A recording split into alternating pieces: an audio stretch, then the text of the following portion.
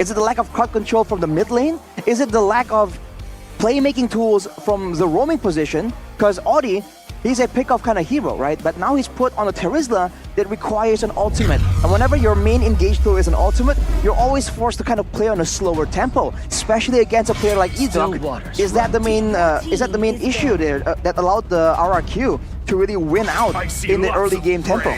But this is the first fix that Rebellion Esports has to make here. Oh, Already a change in the first ban phase.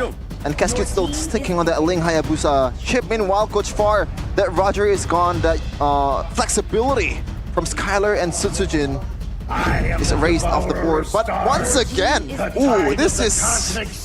I don't know about this, Arashi. This is just rinse and repeat. Zas again in the first pick. I mean, if you want to pick the Zask, you would basically want to ban out the Aurora because, you know, Arashi mentioned the fact that, you know, the Frosty Breeze and all the glaciers can really cancel out the nightmarish spawns coming in from Zask. So what do you think about this, Arashi? Is this going to be wise for Rebellion Esports? I think it's weird that they're prioritizing the mid lane so much. I know that right now Zask and Tushin are just so good, but Suelo has always been this flexible hero that brings out some of these weirder picks. Even the Terizla mid, I believe, back then. To see him just being on the Zask again and again, definitely is an odd sight to see. But now RRQ, they go for the Edith. Early it was the Roger, I believe. They go straight for that Aurora, man. Kazkir really likes this Aurora. And funny enough, I don't know if any team can really treat this Aurora like a flex pick, except for RRQ right now. And so far, I believe RRQ on Aurora still has 100% win rate, right? MPL reached season 14. I believe they have losses against Bigachon, I believe. Yeah, but it's still pretty high up there, man. Like it's in the 80%. They won a game against them.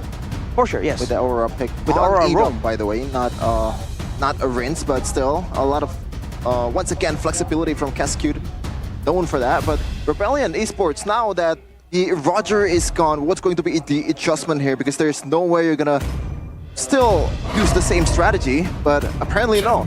Still gonna be Terizla and also a Julian.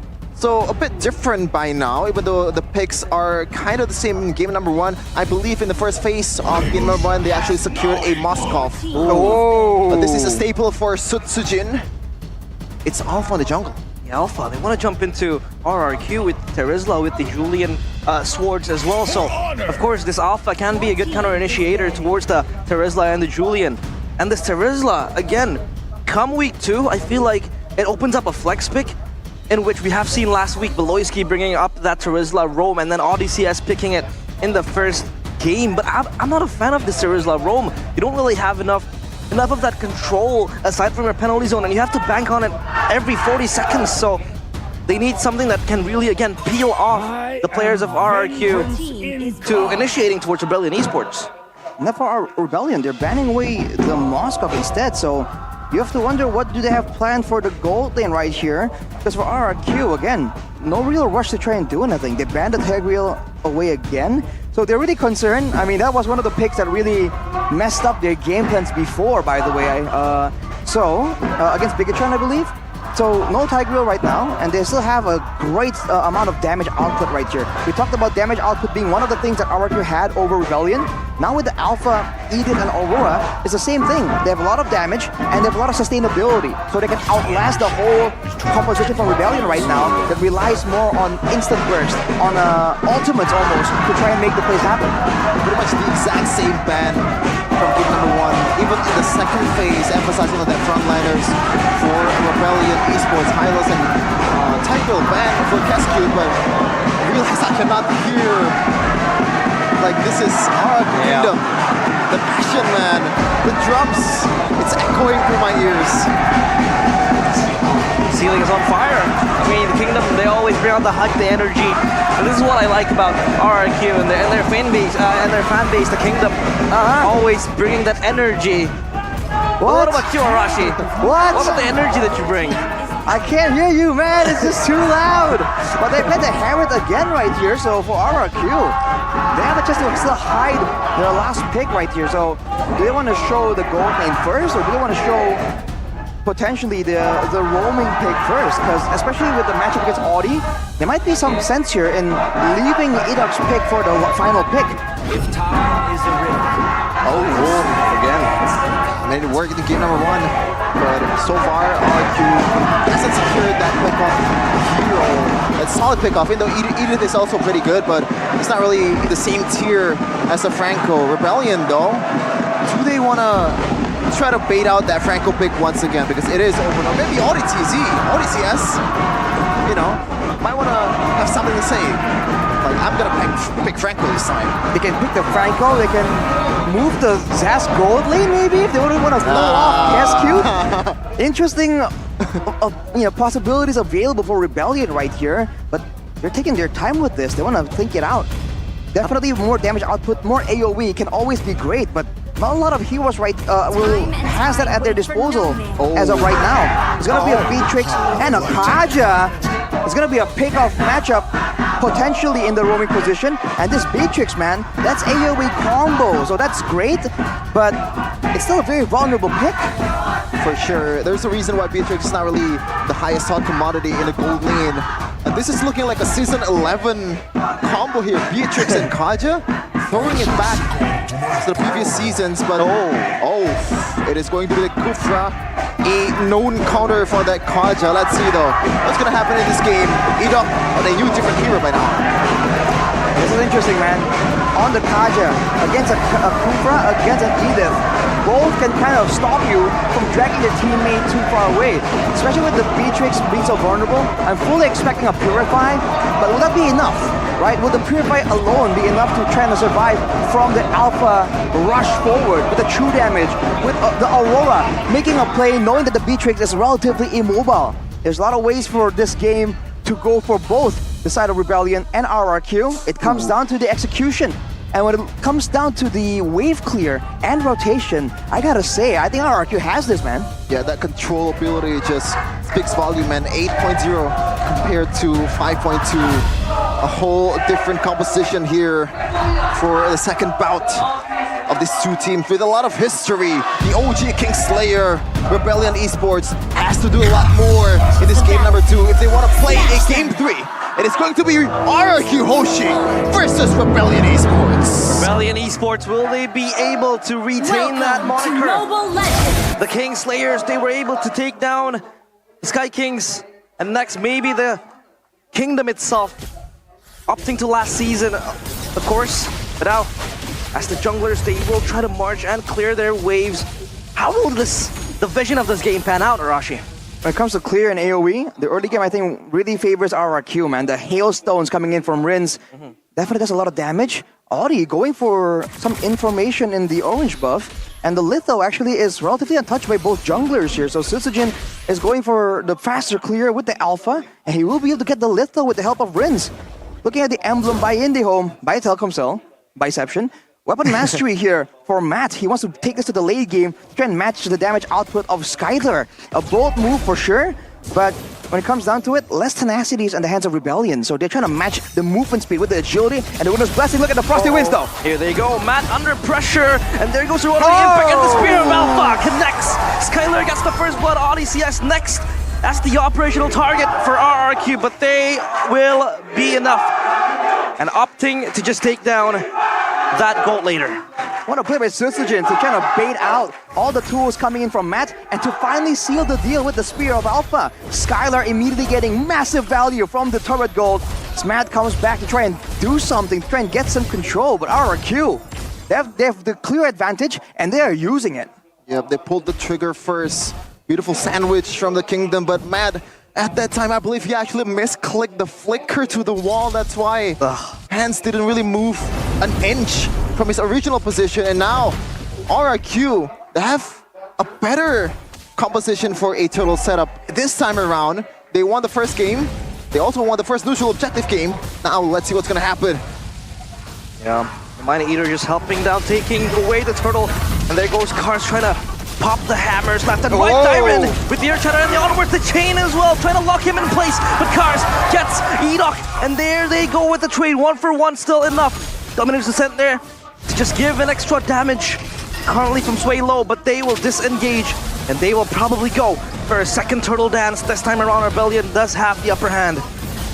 They also have the... No, what? Whoa! Out of nowhere, the Divine Judgment there goes into Sway low rather Tsujin. Tsujin gets taken down. Ryota trying to pop the Retribution and he gets it. Tyron having to tank all the damage given by Rebellion Esports, and the Blue Bulls, they strike back. Winning the first objective of the game, but what the hell just happened in the bottom lane? It's not supposed to be like that. They're supposed to play the gold lane safely, but Mad once again falls. 0-0. 0 kills so far in the match. It's just Skylar things, bro. Using a late game hero to get a snowball going in. What more do you want? As Adok charges up, Matt is definitely in danger, but you look at the pickoff game earlier. Ooh, aggression coming from Rebellion. Flicker forward, Tsujin doesn't have the Spear of Alpha, and there goes the Frigid Glacier, but Ryota does get Tsujin out there and trying to pop up the Earth Shatter. Renz will bite back towards Ryota. RDCS looking to push his issue towards Tyron. Tyron has the Earth Shatter and the onwards, not enough. As Cars will take down the XP laner of RRQ, as Matt under enough pressure to just waver his control off that turret bottom side. Skylar, man, we thought that, you know, right now he's on the back seat, he's not really controlling the game anymore, but when he's asked to do it, he's gonna deliver 2 games within ton so far, and it's looking really good. Just like the audience prediction, 90-10. That is a lot of difference there. Absolutely one-sided for this game. Idok, though, does he spot it? Audi has been doing a great job going for the pickoffs with the Divine Judgment. And Sway Low himself is doing a lot of a better job matching the impact of Rins when it comes to the rotation. Tsujin has been invaded, has been disturbed in his own jungle. But for RRQ, they're willing to trade that off for that gold lane dominance. Will that pay off, though? If Skylar can free hit in the fights, that is possible. Look at Tyron, though, starting a play for Tsujin. Onward with the Spear of Alpha as well. The penalty zone will lock them in place, but Cars already dropping down so low. And the Honorary Impact will connect, as Cars having to bite the bullet of getting ganked by 2 players of RRQ. Oh, hang on a minute. They made a play on the opposite side of the map, so Rebellion immediately go for the turtle, and they get it in exchange for Cars. I guess it's a great play by Cars there to kind of double down and buy some time to get the neutral objective. But as a result, Tyron is bashing on this turret, trying to get an advantage. Edok with a great amount of scouting. Get this, a cape on the Kufra, man. He's been doing a great job staying out of vision in this game. Yep. And Rebellion Esports so far a much more competitive game compared to game number 1. And I feel like it has to do something. ODCS. Tyron's Rage connects towards ODCS. He has to fly away with the Nibiru's Passion as well. Divine Judgment towards Edok. But the entropy by Skylar moving forward. Tsujin in the back line, trying to catch towards Waylow. Dominate's Descent able to be popped up, and Tsujin having to flee the crime scene as Edok trying to fish for more. Edok connects the jump towards Waylow. And Swaylow this time doesn't escape death. Give this man an initiator. He's gonna initiate. He's gonna get you the kills. Serve it up on a silver platter. Edok so far. A great show. A great performance against Rebellion Esports. RRQ up 1.3. Don't forget to redeem the code in the GoPay app to get a 50% cashback voucher. GoPay FTW. For the win. Only for the first 100 people.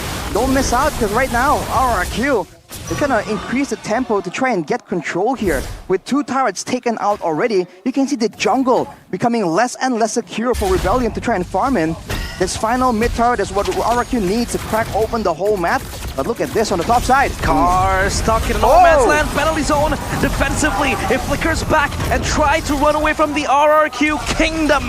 The players just onslaughting. Matt flickers forward, gets Tyron in that process, and there they go. ODCS locking Edok in place. Ryota with the chains connects, and the Frigid Glacier is there. Spear of Alpha traded back. Tsujin not able to kill Ryota yet. And RRQ, they will try to disengage, but this time Rebellion, they go home with the advantages needed, losing Tyron and Edok in the hands of RRQ. Finally, Matt is on the board. They're 1-2-1 so far. And so far, I was gonna say that it's a much more competitive game because ODCS is on his hero, man. That Kaja doing work so far. Hasn't died a single time and getting some of the kills that Rebellion has towards his team. And now another turtle secured for the Rebels. A dominant display in the neutral objective game, 3 out of 3 against RRQ. Seems like RRQ will be trying to let go of this turret, try and get something else in exchange. Already taking away the orange buff from Ryota. They might be able to get the second turret here, but Cars, the absolute menace, man. Such a problem for RRQ when they're trying to go for these trade-offs. Look at Rinse. What? Rinse? Having that passive, trying to survive for so long, but Swalo gets taken. Or rather takes the life of Rinse in that process, but Setsujin does trade it back. Swalo pops the Dominator's Descent just to try to defend himself from RRQ's aggression. What was that though? Audi didn't get to move at all. He was just ping-ponged like popcorn all over the place. Ryota with the Feather of Heaven though will be having a lot more damage here. If the fight does go the distance, or there is space for him to basic attack with those empowered extra magic damage basic attacks. But RRQ, they're waiting for a moment and they have a chance to try and go for something in the mid lane. The mid tower is definitely where all eyes are on right now. 50 seconds till the next Lord means that both teams are just waiting for a chance, and Edok makes the first move. Oh, he jumps forward, Tyrant's Rage connects towards Cars, but no follow-up. The chain does put Edok in place, and he can't really move that much. But the entropy by Skylar, just trying to pop it defensively. And Ryota, for an assassination, but they will disengage. Holy Crystal for Skylar. Yeah, apparently Matt is still playing a Beatrix like a Moskov, doing work in the far lane. And that might be the original game plan for Rebellion, even if they were using a Beatrix. This is very interesting, man. And slowly but surely, Rebellion takes control of the game. 300, 200 gold lead. It's not really much, you know, but it's honest work. After what happened in the early game, now the gold swung towards the Rebels. There's just a big difference when it comes to the side lane survivability. Dyron against Cars. Look at Edok though, trying to get out. Lethal was secured by Rebellion as well, so the vision game favors them quite heavily. Look at this play though, screening for the Lord, but Cars once again just moves forward. He knows he's too tanky to be shut down. They do screen the Lord. Edok caught, but the penalty zone connects towards the backline. Skylar will entropy backwards, but Setsujin does gets the kill towards Cars, and the Lord now in the hands of Rebellion. The turnaround, they're able to slay it down in RRQ. They lose their grasp of the big elephant in the room, and that is the Lord. Beautiful response by the Rebels. They knew that something is wrong and actually goes to the Lord pit and gets what they want. Oh, there you go, Edok with the Divine Judgment, but Matt is on fire now. Setsujin comes stuck in the wrong and hard place. Rinse able to get Ryota, but on a very, very low HP. Will Rebellion re-aggress as Audi CS just trying to farm for an angle. Skylar is so aggressive in that mid lane. When we thought it was over, they were actually able to make a play over and over again. Usually after you get the Lord, the tempo, the tension just died down, but another kill secure in this match. About almost 1k gold lead for Rebellion Esports, Hdshi. It's still only about 1k gold lead, and you have to remember, in the late game, this Natan is a massive problem along with the Alpha. You're seeing the true damage trying to stack up, but Setsujin forced to back away. RRQ will be trying to play the safe game, trying to clear this Lord out and maybe save the turret passive even. Might be too much to ask for though. Oh, they saved it. Wait, actually they did save it. Yeah, they're saving it. That's massive value for RRQ, but now it's back to the waiting game where for Rebellion, Cars has just been an absolute menace here. He's the main front line that can't really be melted down. The moment RRQ get enough items though to really shut him down, I feel like this game is gonna have a massive swing in momentum.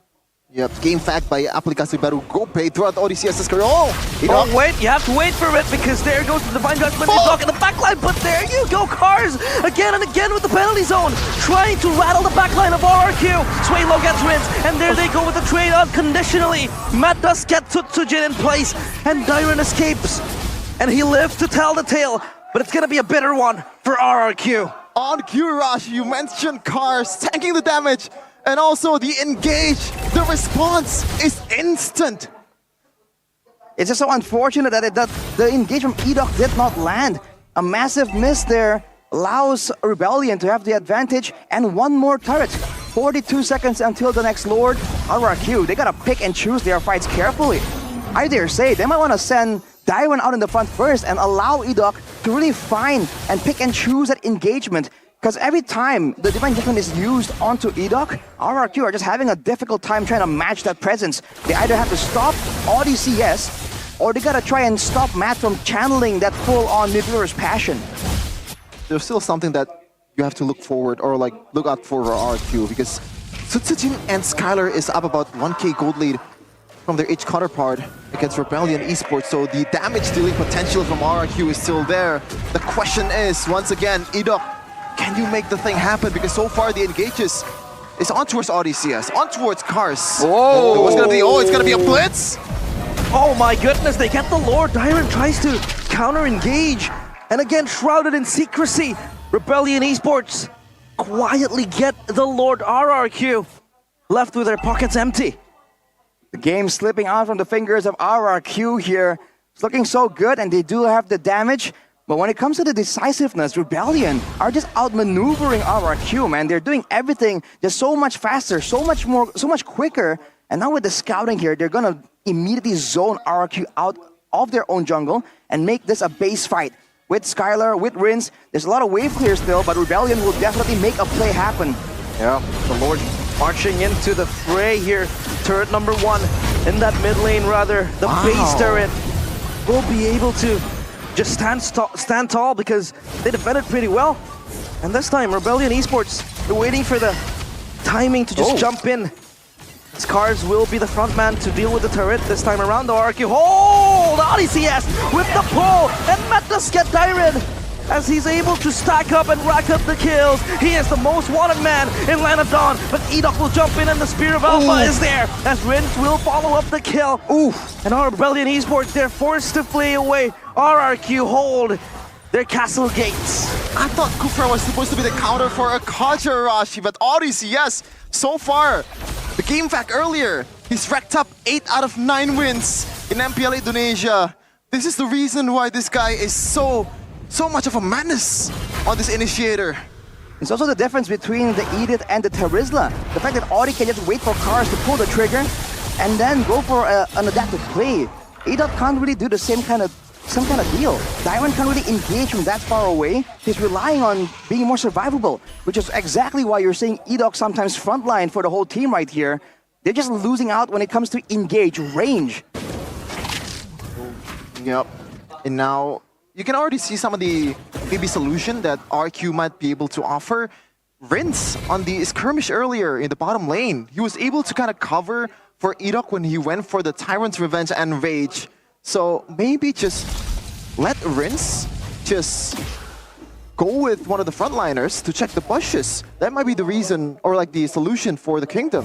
RRQ, they don't really have instant engagers. Most of their initiations, their engagers are telegraphed. You know, the Kufra jump, the Earth Shatter coming in from Dyron will, you know, it's going to be very easy for Rebellion Esports to sense the initiation. So of course, Rebellion can just pace themselves, zone out the players of RRQ, not let them jump into the backlines, because again, they don't have that instant backline access except from Edok, you know, with the Tyrant's Rage and the bouncing ball jumping into the backline of Rebellion Esports. I'm wondering if there's gonna be a change in the itemization, because an Athena shield or something to really stave off that burst damage will be so beneficial for RRQ right now. If they can survive the initial pickup attempt, they have a chance. But look at Edok. There goes Edok with the Tyrant's Rage, counterplay by Rinse with the hail, but not yet able to just flee away and erase the players of Rebellion Esports. They're still trying to blitz around the Lord. It takes 2 to tango, and this time RRQ doesn't want to dance. That was a lot of resource, by the way, on towards Cars, and he's already full HP. They want to blitz this. Rio's already half HP on the Lord. Tyron! Flicker onwards, and they pop! The penalty zone connects, but Skylar does get the kill, and ODCS will engage forward. Edok still jumping in the backline. Sutsujin does get Ryota, and ODCS alongside Cars, and it's way low, running for the hills. And once again, the Kingdom, they turn the tides around. RQ gives them an opportunity, and they're gonna absolutely capitalize, man. Matt caught lacking, caught slipping. Tyron, the man, just beautifully engaged towards the DPS, was the most important member of Rebellion. That was one of their only win conditions. Take out the Beatrix, remove the damage source from the side of Rebellion. And RRQ found it out of nowhere, and they get the Lord as well. If you thought that they can defend against the Lord so easily, they can play with the Lord easily as well. The AoE from Rebellion is limited only to the penalty zone. Audi can get one person, but it's only one. If RRQ can move together as a team right here, or even orchestrate a three-way push, this could be a very tough situation for them to try and get out of. Odyssey, yes, he has to somehow replicate what Tyrant does towards Matt. This time around, though, towards Skylar, that so far, in the faces of a Kaja, in the faces of a Terizla, is still on a 0 death. The exact KDA in the first game. Skylar playing really, really safely so far. Like, how do you go about this? You have a lot of peel also in Tyrant and Edok, and now the Lord is about to crash in the bottom lane. Yeah, this Lord just marching, knocking in the doorsteps of Rebellion Esports. RRQ, they don't want to overstay their welcome. Odyssey, yes, misses the Divine Judgment, and now without an initiation tool, RRQ might just try to expose this base onto themselves. Cars jumping in, but Edok with the Tyrant's Rage, and Cars having to bite back. But Tyrant just jumps in, forward with the Primal Wrath, the Crystal exposed, and RRQ looking to initiate the comeback, but Cars with the penalty zone, still enough to hold the line. The Rebellion Esports, Simsuji down, Skylar still above, and the Crystal falls down. RRQ initiate the comeback, and the Bulls, their horns tarnished. The Kingdom Sandstall once again. Wow! 2-0! When the game looked like it slipped out of RRQ's hands, they were able to steal it right back. This is why they were called the King of Kings. The composure to end the game, and the clutches of moments. It all comes down to a single moment in the Land of God. Again and again, we've seen it happen. In this matchup, with all the rivalry, with the hesitation building up towards that late game, RRQ find the one moment that does matter, and they